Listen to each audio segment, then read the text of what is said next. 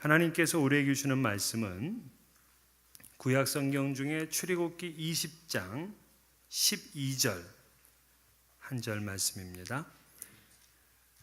구약 성경 112면에 있는데 제가 한 절 읽고 우리 한 번은 다 같이 한 절 읽도록 하겠습니다. 출애굽기 20장 12절입니다. 이 계시의 말씀을 봉독할 때 살아계신 하나님의 음성을 들을 수 있기를 바랍니다. 내 부모를 공경하라. 그리하면 내 하나님 여호와가 내게 준 땅에서 내 생명이 길리라. 다 같이 읽습니다. 내 부모를 공경하라. 그리하면 내 하나님 여호와가 내게 준 땅에서 내 생명이 길리라. 아멘. 인간에게는 이 본능이 있습니다. 먹고 싶은 본능, 또 성에 대한 본능, 종교적인 본능도 있습니다. 누군가를 무엇인가를 섬기고 싶어 합니다. 그 외에도 소유하고 싶은 본능도 있고요, 소속되고 싶은 본능도 있습니다. 근데 저는 인간의 본능 중에 이 자식에 대한 사랑의 본능이 있다고 믿습니다. 그러니까 운동이나 악기나 요리를 하는 것이나 이 전문가가 되려면 잘 배워야 됩니다. 그런데 이 자식 사랑은 본능적이기 때문에 그 부모가 많이 배웠든 배우지 못했든 부자이든 가난한 사람이든 관계가 없습니다. 심지어 성인 군자든 도둑놈이든 자식을 사랑하는 것은 마찬가지입니다. 그런데 이 본능이라는 것은 너무 지나쳐서도 안 되고 너무 소홀히 돼서도 안 됩니다. 적당히 통제되어져야 되고 적당히 분출되어져야 됩니다. 먹는 것도 그렇죠. 지나치게 먹는 것을 탐내는 것, 그거 안 되고요. 또 다이어트가 너무 지나쳐서 음식을 거부해도 안 됩니다. 먹는 본능을 거역하다가 거식증에 걸려 죽은 그 유명한 여가수 이야기도 있잖아요. 성적 본능도 역시 마찬가지입니다. 지나쳐서는 안 되는 거죠. 근데 자식 사랑도 또 역시 그래요. 자식이 너무나 사랑스럽기 때문에 지나친 사랑은 그 자식을 비뚤어지게 만들 수가 있고요. 또 반면에 자식을 너무 사랑하지 않거나 심지어 자기 자식을 버리는 그런 부모도 있습니다. 이러한 것은 본능을 어길 뿐만이 아니라 인륜, 천륜까지를 어기는 그러한 못된 일이죠. 그래서 자식 사랑은 이 본능이지만 어떤 법도 안에서 이루어져야 됩니다. 근데 문제는 그게 어려워요. 자식 사랑은요, 대부분 부모들이 상식을 뛰어넘습니다. 여러분, 펠리컨이라는 새를 아시죠? 이 새는 새 중에서 가장 모성애가 강한 새입니다. 보통의 이 어미새들은요, 먹이가 없다 싶으면은 새끼를 그 둥지 밖으로다가 밀어서 떨어뜨립니다. 심지어는 굶겨서 죽입니다. 근데 펠리컨이라는 이 새는 먹을 게 없으면 어미가 자기의 살을 쪼아서 줍니다. 그리고 이 새끼가 병에 들렸다 싶으면 어미는 살을 쪼아서 피를 내는데 그 피를 먹으면 새끼는 대부분 다 살아난다고 합니다. 자식이 누구냐? 바로 이렇게 부모의 살과 피를 먹고 자라는 존재라는 거예요. 자식은 부모의 분신입니다. 제가 어릴 때 그 집안 형편이 그렇게 넉넉하지 않았던 것 같아요. 초등학교 다닐 때 소풍을 가면은 얼마나 신납니까? 그 전날부터 우리가 잠을 잘 못 자잖아요. 그런데 소풍 가기 전날인데 저희 아버님이 새 신발을 사가지고 온 거예요. 그리고 과자 몇 봉지하고 칠성사이다, 그 병으로 된 거 있잖아요. 그걸 사가지고 오셨어요. 얼마나 좋은지 니꾸사꾸에다가 그거를 다 담아가지고 내일 소풍을 간다니까 그거 얼마나 좋아요. 그래서 그 다음날 소풍 가가지고 정말 잘 놀다가 왔어요. 근데 제가 한참 뒤에 알았어요. 우리 아버지가 그만한 걸 사줄 돈이 없었어요. 그래서 당신의 시계를 전당포에 맡기고 그 돈으로 사왔다는 겁니다. 자식을 위하는 일이라면 무엇이라도 할 수 있는 그분들이 누구냐? 바로 부모예요. 자신의 몸을 짓고 자신의 피를 내서라도 자식을 위하는 분들이 부모입니다. 자식 사랑은 부모의 본능이에요. 그런데 성경은 자식을 사랑하라, 자식을 위하라 이런 말들이 없어요. 아예 없어. 왜냐? 그럴 필요가 없어요. 본능이니까 그들에게 어떤 계명과 명령을 주어서 자식을 사랑하도록 만들 필요가 없는 거예요. 자녀 양육에 대한 법은 있지만 자녀 사랑에 대한 법은 없어요. 본능이에요. 그런데 부모 사랑은 본능이 아니에요. 하나님은 이상하게도 자식이 부모를 사랑하고 공경하는 것은 본능으로 만들어 놓지를 않았어요. 부모 사랑과 공경은 계명과 법으로 만들어 놓으셨어요. 오늘 말씀은 십계명 중에 있는 내용입니다. 근데 이 십계명에 대해서 하나님이 이렇게 말씀하셨어요. 출애굽기 24장 12절에 보면 내가 친히 기록한 돌판이다. 그렇게 말씀하셨어요. 그러니까 이 모세오경, 창세기, 출애굽기, 레위기, 민수기, 신명기까지 보게 되면 계명이 613가지가 나옵니다. 그 중에서 십계명만큼은 하나님이 직접 손으로 기록한 계명이라는 거예요. 십계명은 우리가 잘 아는 대로 두 개의 돌판입니다. 그 두 개의 돌판, 하나는 1계명부터 4계명까지 하나님에 관한 계명일 것이고 또 하나는 5계명부터 10계명까지 사람에 대한 계명일 것입니다.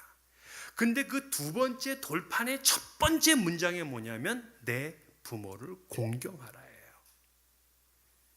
그러니까 인간에게 주신 첫 번째 계명은 뭐냐? 바로 부모를 공경하는 거예요. 이 외에도 성경은 강력하게 부모 사랑에 대해 말합니다. 잠언 30장 17절 아비를 조롱하며 어미 순종하기를 싫어하는 자의 눈은 골짜기에 까마귀에게 쪼이고 독수리 새끼에게 먹히리라. 출애굽기 21장 레위기 20장에서는 부모를 저주하거나 치는 자는 반드시 죽이라 하고 명령을 하고 있어요. 자식 사랑은 이렇게 강력하게 표현하지 않아요. 자식 사랑하란 말조차도 없어요. 그런데 부모 공경은 아주 강력한 어조입니다. 부모를 공경하는 자는 땅에서 잘되고 장수할 것이고 부모를 공경하지 않는 자는 비참한 최후를 당하게 될 것이라고 경고를 하고 있어요. 그러면 왜 자식 사랑은 본능이고 부모 사랑은 계명일까? 왜 하나님은 부모 사랑은 계명으로 주셨나? 첫 번째 이유가 부모 사랑은 훈련하고 노력하라는 것입니다.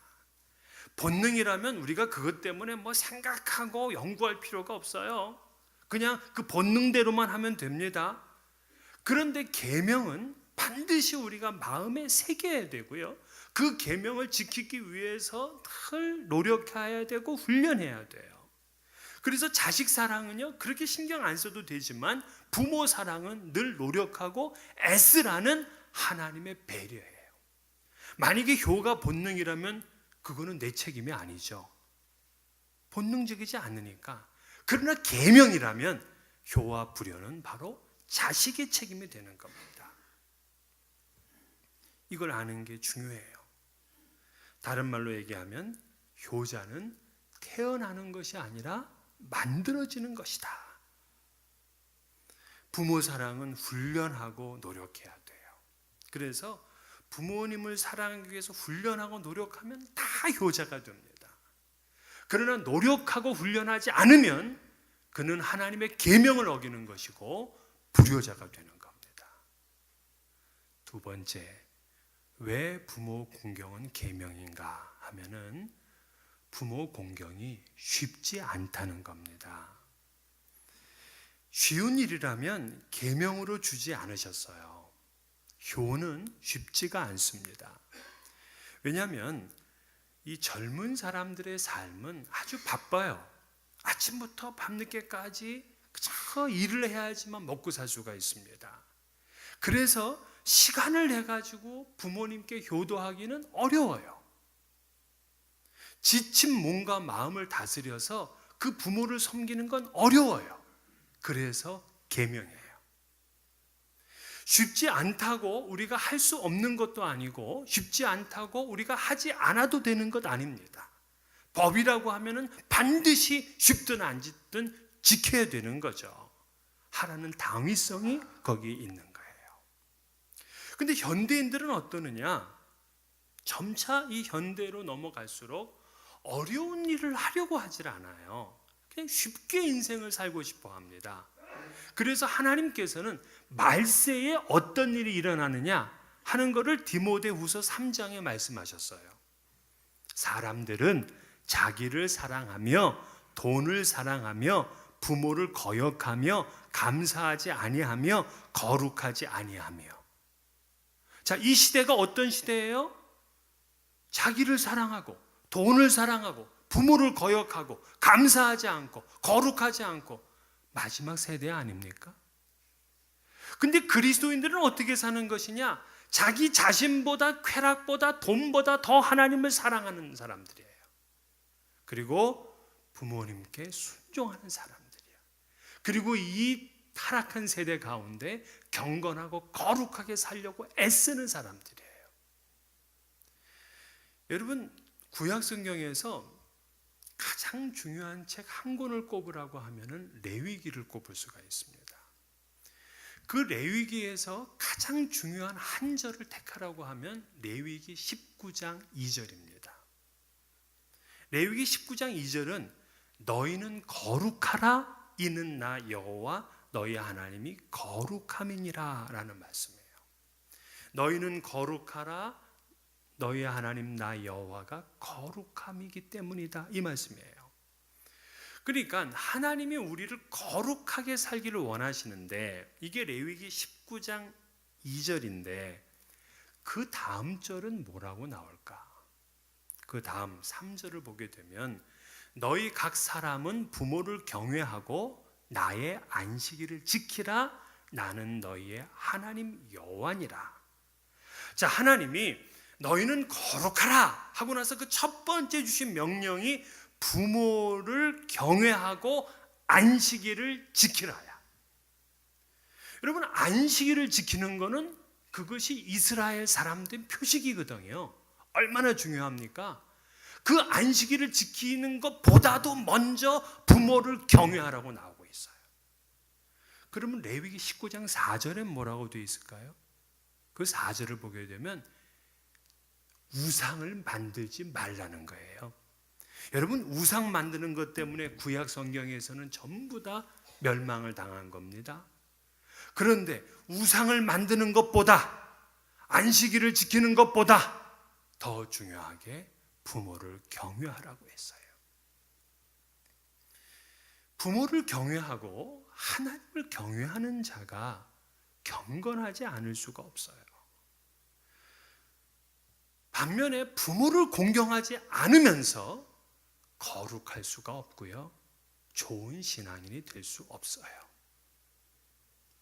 부모를 공경하지 않으면서 나는 예수를 잘 믿는다 착각하지 마세요. 거짓입니다. 부모를 공경하는 것은 계명이고 나아가 우리가 거룩한 삶을 사는 그 첫 번째 스텝이에요. 여러분, 부모를 공경하는 도둑놈 봤습니까? 없어요. 부모를 공경하는 독재자 봤습니까? 필리핀의 독재자 마르코스, 그가 하와이로다가 망명을 가게 되는데 하와이로 도망갈 때 엄청난 재산을 가져갑니다.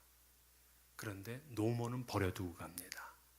그래서 마르코스의 노모는 쓸쓸히 아들을 기다리다가 죽어요. 다윗. 이 다윗은 사울 왕을 피해서 도망을 다녔습니다. 그 도망 다니는 횟수가 10년이 넘어요. 근데 도망을 다니는데 부모님이 다윗을 찾아와서 자신을 의탁했습니다. 아니, 도망 다니는 신세인데 부모님이 얼마나 자기에게 힘든 상태입니까? 그런데 이 다윗이 누구에게 부탁을 하냐면 모압 왕에게 찾아가서 자기의 부모님을 부탁을 해요. 무릎을 꿇어요. 여러분, 모압은 이스라엘의 총회에 절대 들어갈 수가 없습니다. 그래서 이스라엘 사람들은 모압 사람들하고 무슨 일을 하지를 않아요. 그럼에도 불구하고 이것이 부모를 돕는 일이고 부모를 공경하는 일이기 때문에 그는 기꺼이 모압 왕 앞에서도 무릎을 꿇습니다. 여러분, 이게 신앙인이에요. 부모를 사랑하는 사람은 부모 앞에서 자신의 자존심, 자신의 명분, 자신의 신뢰를 내세우질 않습니다. 여러분들이 음식을 먹을 때 자식을 갖다 주겠다 하고서 음식을 싸잖아요.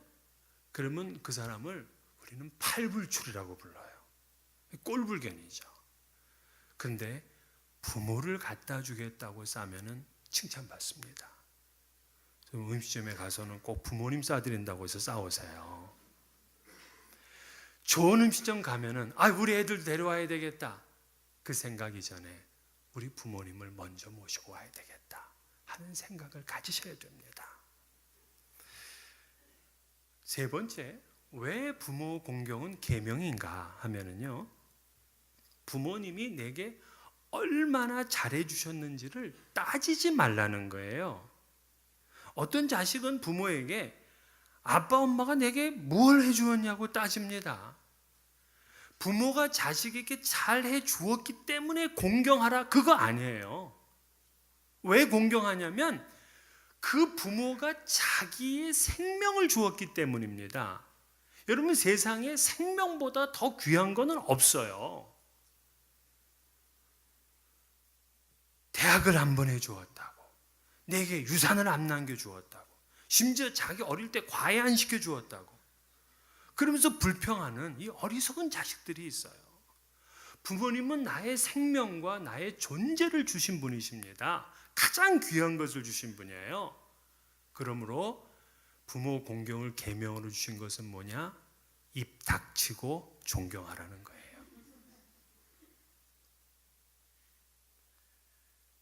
부모가 자식에게 어떻게 했는지 그거 보고 부모를 공경한다. 이거는 계명이 아니에요. 조건이죠. 하나님은 나를 세상에 태어나게 해주신 그 부모님을 공경하라고 계명을 주신 것이고, 절대적 계명으로 직접 손으로 그 글씨를 써주셨어요. 자, 그러면 내가 부모님을 이제 어떻게 공경해야 되는가? 그 첫 번째 비결이 부모를 존경하는 겁니다. 존경. 영어 성경에 보면 오늘 본문을 honor your father and your mother라고 되어 있어요. 그러니까 부모님을 honor, 존경하는 거예요. 그러니까 부모님은 절대 무시해서는 안 되고 소홀히 대해서도 안 됩니다. 이 부모님들은요, 자식의 존경을 받고 싶어 하는데 그 중에 하나가 뭐냐면 자식의 문안과 인사를 받고 싶어 해요. 자식이 인사를 받고 싶어 합니다. 우리 위에서 손마디가 굵어지고 얼굴에 주름진 그 부모님을 우리는 존경해야 돼요. 미국의 전 대통령인 이 카터가 늙음의 미덕, 그러니까 노인의 미덕이라고 해야 될까, 노년의 미덕, 그런 책을 썼어요. 그러니까 The Virtue of Aging이라는 책인데요. 이 책에서 뭐라 그러냐면 노인에게 남는 것은 사람들의 존경이라 이렇게 얘기를 했어요. 그러니까 이제 노년이 되면 이제 돌아가실 날이 가까우시잖아요. 그 돌아가실 날이 가까울 때 내가 누군가로부터 존경받는다고 느껴지면 인생을 잘 살았다고 생각을 해요. 그러나 존경받지 못하다고 생각하면 인생 전체를 다 못 살았다고 생각을 합니다. 근데 솔직히 얘기해서 그 늙은 그분을 누가 존경해 주냐고요? 옆집 아저씨가? 아니에요. 그 자식 아니면 존경해 줄 분이 없어요. 그래서 자식만큼은 자기의 부모님을 존경해 드려야 돼요. 자식이 부모를 존경하기를 거부할 때 이 노부만은 엄청난 상실감에 시달립니다. 그러므로 나밖에 존경할 분이 없다라고 생각하고 자식들은 부모님을 절대적으로 존경해야 됩니다. 두 번째는 어떻게 부모를 공경하느냐 하면 부모님을 섬겨야 돼요. 세월이 가면 누구나 늙습니다. 늙으면 마음이 약해지고 몸도 약해져요. 그리고 노인들은요, 어린아이와 같아져요. 그래서 별거 아닌 일에 서운해하고 또 별거 아닌 일에 감격해합니다.